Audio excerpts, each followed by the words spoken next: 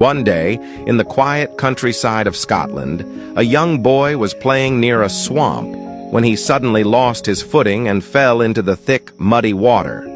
The more he struggled, the deeper he sank. Terrified, he screamed for help, his cries echoing across the open fields. A poor farmer named Fleming was working nearby when he heard the desperate cries.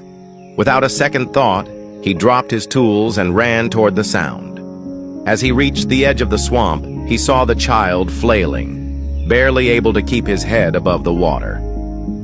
Thinking quickly, Fleming grabbed a long, sturdy branch, waded into the muddy ground, and stretched it toward the boy. With great effort and at the risk of his own life, he managed to pull the child to safety. Exhausted but relieved, he helped the boy to his feet and sent him home. The next day, a luxurious car stopped in front of Fleming's modest hut. A wealthy man stepped out, approached the farmer, and said, "I am the father of the child you saved yesterday. I cannot thank you enough for saving my son's life. I know I can never truly repay you, but is there anything I can do for you?"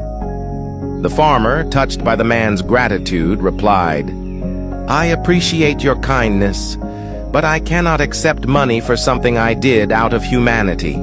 At that moment, the farmer's young son appeared at the door of the hut. Seeing the boy and noticing the humble conditions in which the farmer lived, the wealthy man had an idea. He said, "If you won't accept money, then let me offer something else. Let me take responsibility for your son's education." The farmer hesitated for a moment. Sending his son to a prestigious institution was beyond his wildest dreams, but realizing the incredible opportunity before him, he nodded in agreement. Thanks to the sponsorship, young Alexander Fleming was admitted to the finest schools, where he excelled in his studies. He later attended St. Mary's Hospital Medical School in London, where his relentless curiosity and scientific brilliance led him to a groundbreaking discovery: the world's first antibiotic, penicillin, in 1928. This miraculous drug would go on to save millions of lives. But the story doesn't end there. Years later, during World War II, the wealthy man's son fell seriously ill with pneumonia.